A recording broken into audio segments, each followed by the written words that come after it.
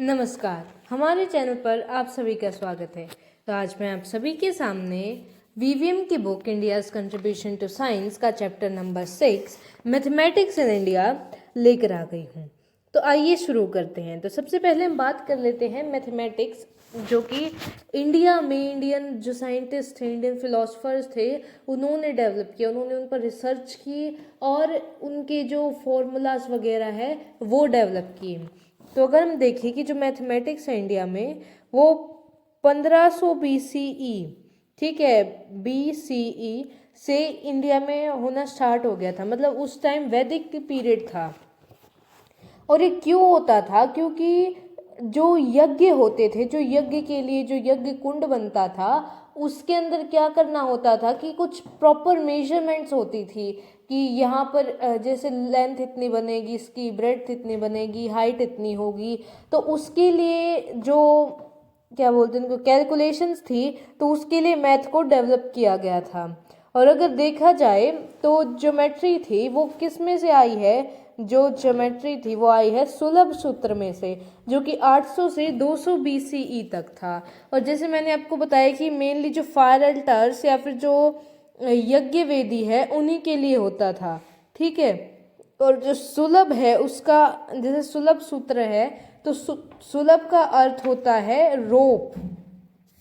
और सुलभ सूत्र में हमें जो पाइथागोरस थ्योरम है उसके बारे में दे रखा है कि जो राइट एंगल ट्राइंगल हैं उनको कैसे मेजर किया जाता है। उनकी जो आपने पढ़ा होगा कि जो राइट एंगल ट्राइंगल होता है उसका ये बेस हो, जैसे मैं अभी ड्रॉ करती हूँ, मान लीजिए राइट एंगल ट्राइंगल है, ये क्या है? ये हाइपोटेनियस है, ये बेस है और ये परपेंडिकुलर है, ठीक है। तो ये सभी निकालने के लिए इन्होंने डेवलप की थी पाइथागोरस थ्योरम। पाइथागोरियन थ्योरम असल में सबसे पहले बोधायन ने डेवलप की थी, बट फिर बाद में जो पाइथागोरस थे उन्होंने इनको अपना नाम देकर पब्लिश कर दी थी, ठीक है। मतलब पाइथागोरस थ्योरम, पाइथागोरस के नाम से थ्योरम फेमस है, बट उनसे पहले ये बोधायन ने डेवलप कर दी थी, ठीक है। तो हम स्टार्ट करते हैं chapter. As early Indian astronomers tried to quantify the path of the sun, moon, and the planets and the stars of the celestial sphere with ever more accuracy and predict the occurrence of eclipses. मतलब जो Indian जो astronomers थे वो चाहते थे कि जो उन्हें पता चले कि सूरज का पाथ कौन सा है, कि वो कैसे चलता है, कैसे वो रोटेट करता है, उसके बारे में। जो प्लांट है, जो प्लैनेट्स हैं, जो स्टार्स है, बाकी सेलेस्टियल बॉडीज हैं, उनकी मूवमेंट्स वगैरह बहुत एक्यूरेसी से, ठीक है। तो और ये किस वजह से चाहते थे? जिससे ये क्या प्रिडिक्ट कर सके कि एक्लिप्स कब हो रहा है। एक्लिप्स मतलब सूर्य ग्रहण या चंद्र ग्रहण, क्योंकि इनका उस टाइम में रिचुअल्स परफॉर्म करने के लिए और बाकी जो रिलीजियस काम थे वो करने के लिए इनका बहुत ही महत्व था, ठीक है। तो ये चाहते थे कि हम इसको एकदम एक्यूरेटली प्रिडिक्ट कर सके। तो इसको प्रिडिक्ट करने के लिए इन्होंने मैथमेटिकल कैलकुलेशंस का क्या करना पड़ता था? सहारा लेना पड़ता था, ठीक है। तो एस्ट्रोनॉमी और जो मैथमेटिक्स थे वो पहले एक ही जैसे माने जाते थे, ठीक है। तो later being the maid servant in the former indeed about 1400 BCE Vedanga Jyotisha first extent of Indian text of astronomy states in two different versions. मतलब जो पहले माना जाता था कि ये दोनों सेम है, लेकिन जो मिड सर्वेंट था उसमें क्या हुआ कि 1400 BCE में वेदांग ज्योतिष के बारे में अगर आपको बताऊं तो ये अर्लीस्ट नॉन एस्ट्रोनॉमिकल टेक्स्ट है इंडिया का, ठीक है। और इसमें क्या है कि ये मेनली कहा जाता है कि लग्ध थे उन्होंने बनाया था, और इसी से जो पंचांग जो हम आज देखते हैं वो आया था। और एक वेदांग होते हैं जो वेदांग उनका पार्ट है ये, ठीक है। वेदांग्स, पार्ट ऑफ वेदांग्स, और वेदांग ज्योतिष उन्हीं का पार्ट है। नेक्स्ट है the crest on the head of peacock और the gem on the hood of cobra, Jyotisha, astronomy और गणित mathematics is the crown of Vedanga shastras, ठीक है। वेदांग शास्त्र क्या होते हैं? टेक्स्ट होते हैं, कई जो भी नॉलेज की ब्रांचेस हैं उनमें से, जैसे कि ये वेदांग ज्योतिष है, ये वेदांग किसके बारे में है, ये वेदांग ज्योतिष के बारे में है। तो इसमें हमें बता रखा है कि जैसे कि जो पिकॉक होता है, जो मोर होता है, उसके सिर पर जो कलगी होती है, आपने देखा होगा कि जो पिकॉक होता है उसके सिर पर एक क्रेस्ट होता है जिसको हम हिंदी में कलगी बोलते हैं, वो मोर के सिर पर होती है। और जो कोबरा होता है उसका जो फण होता है उसके ऊपर जो जेम, जो उसके ऊपर जो मणि होती है, वैसे ही जो ज्योतिष है और जो गणित है वो वेदांग शास्त्रों का ताज है। तो ये इसमें लिखा है। In fact Jyotisha initially referred to astronomy and mathematics combined, only later did it came to mean astronomy alone and much later it include astrology. इसका मतलब क्या है कि पहले जो था ज्योतिष इनिशियली क्या रेफर करता था कि जो मैथमेटिक्स है, एस्ट्रोनॉमी है, वो दोनों एक ही जैसे हैं, लेकिन फिर बाद में इसको में बताया गया कि मैथमेटिक्स और एस्ट्रोनॉमी अलग है। और कई सालों बाद, एक बहुत लंबे टाइम पीरियड के बाद हमें बताया गया कि इसमें एस्ट्रोलॉजी भी है। ठीक है, तो आगे हम रीड करते हैं फर्स्ट स्टेप्स। ठीक है, अब फर्स्ट स्टेप्स के बारे में हम देखते हैं। तो इसमें क्या है कि India's first urban development, the Indus और Harappan civilization from 2600 to 1900 BCE involved a high degree of town planning. मतलब जैसे कि स्टार्टिंग में जो हड़प्पा सभ्यता थी, सिंधु घाटी सभ्यता थी, या फिर जिसको हम बोलते हैं इंडस वैली सिविलाइजेशन, हिंदी में बोलते हैं सिंधु घाटी सभ्यता और इंग्लिश में बोलते हैं इंडस वैली सिविलाइजेशन, जो कब से कब तक थी, 2600 से 1900 BCE तक। इसमें जो टाउन प्लानिंग थी उसकी बहुत हाई डिग्री इन्वॉल्व थी। मतलब जो वहाँ की जो टाउन्स थे वहाँ पर जो सड़क थी जो वो 90 डिग्री पर थी। ठीक है, ऐसे ही सड़क है, चौराहा है, ठीक है, यहाँ पर एक सड़क जा रही है, यहाँ पर एक सड़क जा रही है, यहाँ पर ये सारी सड़कें आकर यहाँ पर मिलती थी। ठीक है, जो ये वाला पार्ट था यहाँ पर, और आसपास हर जगह घर होते थे, और जो घर होते थे उनका जो उनका द्वार है उसके का जो मुंह होता था वो सड़क की तरफ नहीं होता था, क्योंकि उससे बहुत ज़्यादा आवाज़, जो नॉइज़ थी वो घर के अंदर जाती थी, वो उल्टा होता था सड़क की दिशा से। ठीक है, अब हम आगे देखें तो इसमें क्या है, अ मेयर गिलन से द प्लान ऑफ मोहनजोदारोस एक्रोपोलिस और अपर सिटी। ठीक है, एक्रोपोलिस क्या होता है, एक्रोपोलिस होता है सीटाडेल, या फिर जो जैसे हड़प्पन सिविलाइजेशन या फिर कई सिविलाइजेशंस में क्या था कि जो टाउन था वो दो पार्ट्स में बांटा होता था। एक तो होता था जो नॉर्मल लेवल पर है और एक होता था अपर लेवल पर थोड़ा। जो ये वाला लेवल था यहाँ पर तो रहते थे किंग्स हो गए, मिनिस्टर्स हो गए, क्वींस हो गई, और जो पावरफुल लोग थे वो। और जो नीचे वाला पार्ट था उसमें कौन रहते थे, उसमें रहते थे जो नॉर्मल पीजेंट्स थे। ठीक है, या फिर आप लगा लीजिए कि यहाँ पर जो नॉर्मल लोग थे, आम लोग थे, वो रहते थे। ठीक है, तो मोहनजोदारो की एक्रोपोलिस, एक्रोपोलिस दो वर्ड से मिला है, एक्रो और पोलिस, और एक्रो मीन्स ऊंचा और पोलिस मतलब शहर। ठीक है, तो मोहनजोदारो की एक्रोपोलिस, मोहनजोदारो क्या है, अगर मैं आपको मोहनजोदारो के बारे में बताऊं, ये पाकिस्तान में है, और ये जो हड़प्पा सभ्यता है उनका सबसे बड़ा जो शहर है वो कौन सा है, ये मोहनजोदारो। और यहाँ पर एक ग्रेट बाथ भी है जिसके बारे में आपने पढ़ा होगा, एक सामूहिक स्नानागार है। ठीक है, और धोलावीरा, धोलावीरा कहाँ है, रण ऑफ कच्छ में। अब धोलावीरा के बारे में आपको बताऊं, ये खादीर बेट आइलैंड पर है, और खादीर बेट आइलैंड रण ऑफ कच्छ का ही पार्ट है। जेपी जोशी ने इनको निकाला था। ठीक है, और मोहनजोदाड़ो की एकमात्र साइट है, सॉरी मोहनजोदाड़ो नहीं, हड़प्पा सभ्यता की एकमात्र साइट है जहां पर दो की बजाय शहर तीन पार्ट्स में बटा हुआ है। एक तो था सीटाडेल, एक था मिडिल जोन और एक था लोअर जोन। ठीक है, जबकि बाकी में दो पार्ट्स में बटा हुआ था, एक तो सीटाडेल और एक था जो लोअर जोन था वो। कालीबंगा ये कहाँ पर है, राजस्थान में। This reveals fortification and street generally align to the cardinal direction and exhibits right angle. cardinal direction कौन सी होती हैं? North, south, east, west. ठीक है, तो मतलब जैसे मैंने आपको बताया था कि ये जो सड़कें होती थी वो ऐसे होती थी। ठीक है, ये नॉर्थ में होगी, ये साउथ में होगी, ये ईस्ट में होगी, ये वेस्ट में होगी, और ये एक दूसरे को ऐसे काटती थी, यहाँ पर राइट एंगल्स पर इनको काटती थी। फोर्टिफिकेशंस भी इनके ऐसे ही होते थे। Specific proportion in the dimension of the major structure है ऑल्सो बीन पॉइंटेड आउट। और जो स्पेसिफिक प्रोपोर्शंस होते थे, जो मेजर स्ट्रक्चर थे उनके, कि भाई जैसे इनकी जो हाइट है वो इतनी होगी, जो उनकी जो लेंथ है वो इतनी होगी। ठीक है, ये सारी चीज़ें।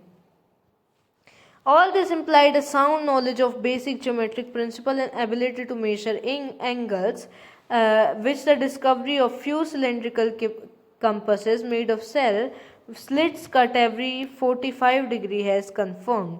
मतलब जो ये जो सब करने के लिए कि भाई उस टाइम में, मतलब कब, 2600 BCE में ये लोग एंगल्स मेजर कर रहे हैं, एकदम एग्जैक्ट 90 डिग्री पर ये अपनी जो गलियां हैं वो बना रहे हैं, इतनी अच्छी टाउन प्लानिंग कर रहे हैं। तो इनके पास जो बेसिक जो ज्योमेट्रिकल प्रिंसिपल्स हैं उनकी बहुत अच्छी नॉलेज थी। ठीक है, ये एंगल्स को मेजर कर सकते थे। और ये क्यों कर सकते थे? क्योंकि कुछ सिलेंड्रिकल कंपासेस जो कि किसके बने होते थे, शेल के, वो इसी के लिए डेवलप किए गए थे, विद जिनके अंदर स्लिट कट, मतलब हल्के हल्के कट होते थे 45 डिग्री पर। ठीक है, जो कंफर्म करता है क्या, यही इनकी नॉलेज के बारे में। Besides for trading purpose the Harappans developed a standardised system of weights in which initially each weight was doubled and preceding one then 10, 100 or 1000 times the value of the smaller weights। अब अगर सबसे पहले तो हम इसके बारे में रीड कर लेते हैं जिससे हमें ये पता चलेगा। जैसे कुछ हड़प्पन वेट हैं जो कि कहाँ से मिले हैं, धोलावीरा गुजरात से, और ये कहाँ से लिए गए हैं, ASI archaeological survey of India. तो उस टाइम में जो वेट्स थे इनको बनाने के लिए डेसिमल सिस्टम था इनके पास, मतलब उस टाइम में इनके पास इतने पहले इन्होंने डेसिमल सिस्टम डेवलप कर लिया था। जो इनकी बेस यूनिट थी वो कितनी थी, इनकी जो बेस यूनिट थी जैसे अपने पास होती हैं SI यूनिट्स, ऐसे इनकी बेस यूनिट थी 13.65 ग्राम्स, और जिनकी स्मॉलेस्ट यूनिट थी मेजरिंग की वो थी 0.856 ग्राम्स। और जो इनकी ब्रिक्स थी उनको, जैसे हमने स्टैंडर्डाइज स्ट्रक्चर पढ़े थे ना कि एक प्रॉपर प्रोपोर्शंस में होते थे, तो इनकी ब्रिक्स, हर एक जो इनकी ब्रिक मिली है वो किस में मिली है, 4:2:1। और ये क्या है, इसकी हाइट है, लेंथ है, ब्रेड्थ है। ठीक है, और जो हड़प्पन्स हैं उन्होंने क्या किया था, इन्होंने एक स्टैंडर्डाइज सिस्टम डेवलप किया था वेट्स का। मतलब शुरू में जो वेट होती थी, each wait double the preceding one, मतलब जैसे कि एक है वो 10 ग्राम का वेट है, उससे अगला 100 का होगा, 10 का 100 का, फिर उसके बाद होगा 1000 का, तो ये ऐसे होगा। ठीक है, times the smaller value of weight. This shows that Harappans could not only multiply a quantity by such factors but also had inclination for a decimal system। मुझे बताते हैं कि जो हड़प्पन्स है वो सिर्फ मल्टीप्लाई नहीं करते थे क्वांटिटीज को ऐसे फैक्टर्स के साथ, पर इनका जो झुकाव था वो भी था डेसिमल सिस्टम के साथ। अब आगे हम पढ़ते हैं। However, there is no agreement among the scholars regarding the numeral system used by Harappans। पर ऐसा मतलब कोई एग्रीमेंट नहीं है स्कॉलर्स के बीच में कि जैसे कि न्यूमेरिकल सिस्टम होगा हड़प्पा में। ठीक है, तो हम अब आगे पढ़ते हैं। There is no scholarly consensus on the dates for 4 Vedas. मतलब ऐसा कोई स्कॉलरली सेंसस नहीं है कि कब जो वेद थे वो बने थे, पर क्या है कि ये एक्सेप्ट करते हैं कि जो हिस्टोरियंस थे या फिर जो और जो लोग थे कि ये 3000 साल पहले बने होंगे। ठीक है, तो इसमें से एट लीस्ट वेरी लीस्ट मतलब कम से कम भाई 3000 साल पहले तो बने ही होंगे ये।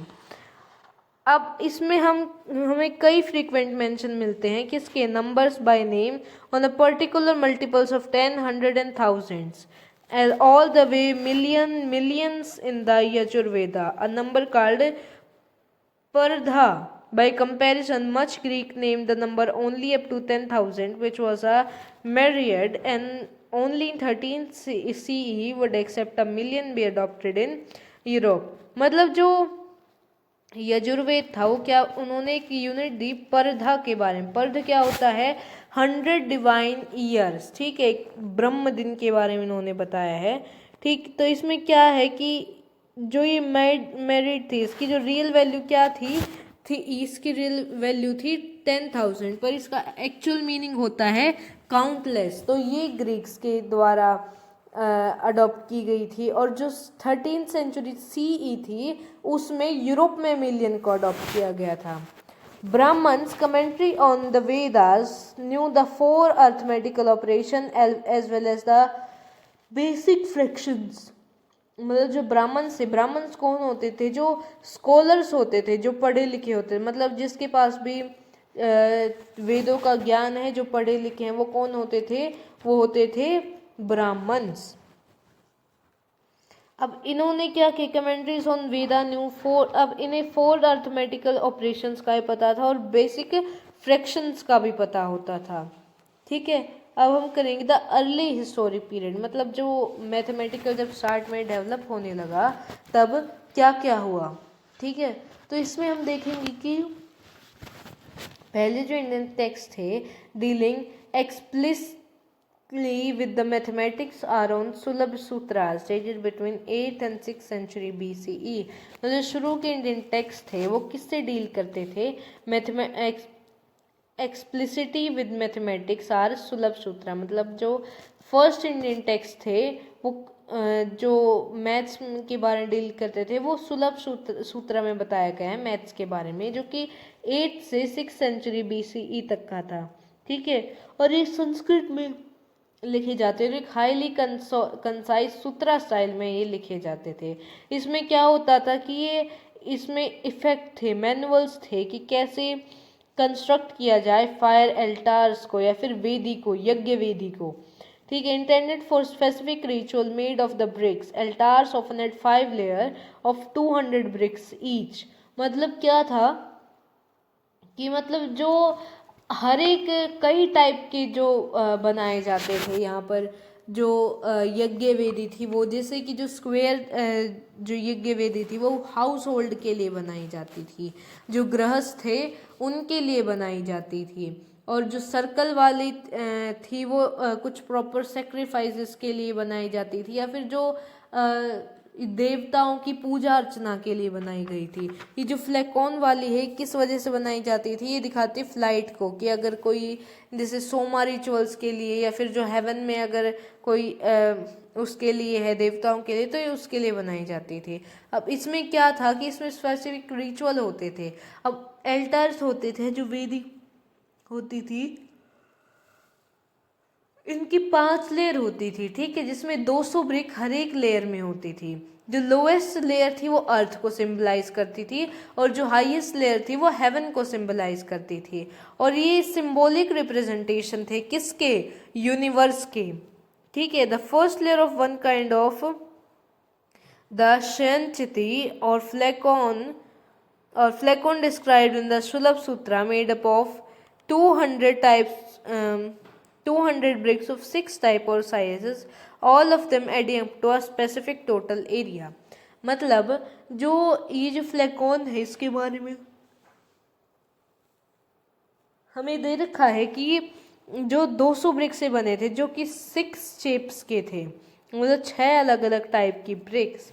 और ये कितनी थी, 6 अलग अलग टाइप की ब्रिक्स, टोटल 200, और इनको बना के एक स्पेसिफिक टोटल एरिया में बनाई जाती थी। और जो फ्लैकॉन वाली थी वो 7.5 पुरुष का जो एरिया होता था ये इतना होता था। 7.5 पुरुष मतलब एक आदमी है, वो अपने हाथ ऐसे ऐसे चौड़े करके खड़ा है, ठीक है। जैसे हम मेज़र करते हैं ना हाथों से कि जैसे 1 मीटर, जो राइट वाले हैंड की जो मिडिल फिंगर की टिप है उसे लेकर लेफ्ट हैंड की मिडिल फिंगर की टिप तक, ठीक है। क्योंकि यहाँ जो टोटल इंडिया एरिया था वो needed to be carefully defined and constructed from bricks of specified shape sizes, complex geometrical calculation followed. मतलब यहाँ का जो टोटल एरिया है उसको एक केयरफुली डिफाइन करना था, क्योंकि जो कंस्ट्रक्शन थे वो ब्रिक्स की वो डिफाइंड स्पेसिफिक शेप और साइज में होनी चाहिए थी, और जिसके लिए कम्प्लेक्स ज्योमेट्रिकल कैलकुलेशन को फॉलो करना पड़ता था। The Sulabh Sutras, for instance, are earliest texts of geometry offering general statement in geometric form, so called the Pythagoras theorem। मतलब क्या था कि जो सुलभ शास्त्र है इसमें क्या था कि अर्लीस्ट टेक्स्ट किसके, ज्योमेट्री के, ये क्या ऑफर करते एक जनरल स्टेटमेंट ऑफर करते थे ज्योमेट्री को, जिसको बोलते हैं Pythagoras theorem.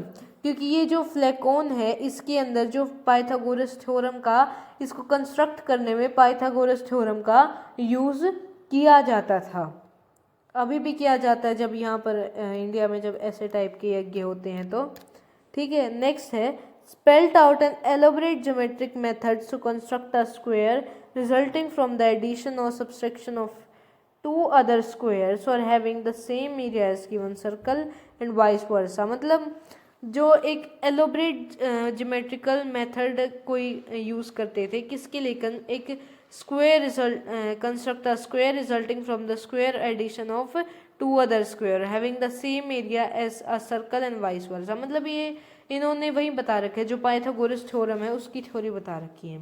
The classic problems of squaring of a circle और circling of a square, which besides pi's is transcendental nature cannot have exact geometrical solution and only approximate ones। मतलब जो classical problems थी किसकी, circle की squaring करने की या फिर सर्कलिंग करने की, किसकी, स्क्वेयर की, क्योंकि जो which is because of pies transcendental nature. मतलब जो पाई है वो मतलब हम एग्जैक्ट वैल्यू नहीं निकाल सकते पाई की, पाई एक इरेशनल नंबर है, ठीक है। तो इसके एग्जैक्ट ज्योमेट्रिकल सॉल्यूशन नहीं होते पर अप्रॉक्स आ सकते हैं, ठीक है। तो अब हम आगे देखते हैं तो हाँ, अब ये क्या है, area C is equal to area A plus B, area A और ये एरिया बी। अब इसमें हमें क्या दिखा रखा है, ये है हमारी पाइथागोरस थ्योरम। ये क्या है, ये तो है बेस, ठीक है। ये है अपना परपेंडिकुलर और ये है हाइपोटेनियस, और हम थीटा के हिसाब से चलते हैं तो मतलब इसमें से कोई भी हाइट हो सकती है, कोई भी बेस हो सकती है। मतलब अगर हम इसको ऐसे कर दें कि इसको मतलब इसको थोड़ा टिल्ट कर दें तो इसमें क्या होगा कि ये दोबारा से चेंज हो जाएगी। वो डिपेंड करता है कि हमें थीटा कहाँ दे रखा है, ठीक है। जैसे कि तो ये ऐसे है, जैसे कि हम अगर मान लीजिए तो यहाँ पर थीटा ले लेते हैं तो फिर दोबारा से बदल जाएगा। अब हमने थीटा कहाँ लिया, अभी हमने थीटा यहाँ लिया है, ठीक है। तो ये मतलब इसे चेंज होते रहते हैं। बट यहाँ पर अगर हमें देखा जाए तो हमें पता है कि एरिया ए एरिया बी मतलब इसकी लेंथ इन दोनों का स्क्वायर कर देंगे और ठीक है इनके स्क्वायर को प्लस कर देंगे और आंसर आ जाएगा इसकी इस लेंथ का square. These procedures were purely geometrical but led to interesting corollaries. For instance, under root 2 was given a rational approximation which is correct to the 5th decimal। मतलब जो रूट 2 है जो कि आज जिसे हम आज इरेशनल मानते हैं उसकी एक रैशनल अप्रोक्सीमेशन दे रखी है जिसको जो करेक्ट है 5th डेसिमल तक। जैसे कि 2 है, रूट 2 है वो अप्रोक्स किसके है, 1 + 1/3 + 1 3 × 4 - 3 × 4 × 34। मतलब इसकी दे रखी, इसको इरेशनल से इसको रैशनल बना दिया। The Sulabh Sutra also introduced a system of linear units, most of them based on dimension of human body. They were later slightly modified and became the traditional unit across the India। मतलब सुलभ सूत्रा में कई ऐसे मतलब एक system है linear units का जिसमें से डायमेंशन पर बेस्ड है ह्यूमन बॉडी के, क्योंकि उस टाइम ऐसे कोई प्रॉपर स्केल या फिर मेजरमेंट के लिए कोई टूल्स नहीं होते थे जब सुलभ सूत्र लिखा गया, पर बाद में आ गए थे। तो उसके लिए जो ह्यूमन बॉडी की डायमेंशंस है उसको लिया गया, जैसे कि 14 अणुस और the grain of common millet, मतलब ये एक अणु मतलब 14 अणु, मतलब क्या था कि अणु एक जो बाजरा होता है उसका जो एक बीज लगा लीजिए वो था। तो 14 अणु मिलकर बनाते हैं एक अंगुल, 12 अंगुल बनाकर मिलते हैं एक प्रदेशा, ठीक है, प्रदेश। तो ये क्या होते हैं, एक हाथ का स्पेन लेटर वितस्ती। 15 अंगुल मिलकर बनाते हैं एक पद, 24 अंगुल बनाकर मिलते हैं एक रातनी, एक क्यूबिट या फिर एक हाथ, मतलब जो मिडिल फिंगर की टिप है उससे लेकर हमारी एल्बो तक। 13 अंगुल बनाते हैं एक प्रकर्मा, और 120 एंगल बनाते हैं एक पुरुषा, मतलब height of man with his arms extended over his head, मतलब अगर हम ऐसे हाथ ऊपर करके खड़े हो जाए एकदम स्ट्रेट तो उसको बोलेंगे 120 अंगुल या फिर एक पुरुषा। ठीक है, आशा करती हूँ आपको ये चैप्टर यहाँ तक समझ में आया होगा, आपको ये वीडियो पसंद आई होगी और आपको कोई नई इन्फॉर्मेशन मिली होगी। तो ऐसे ही वीडियोस के लिए जुड़े रहे हमारे चैनल से। अगले वीडियो में मिलते हैं, तब तक के लिए धन्यवाद।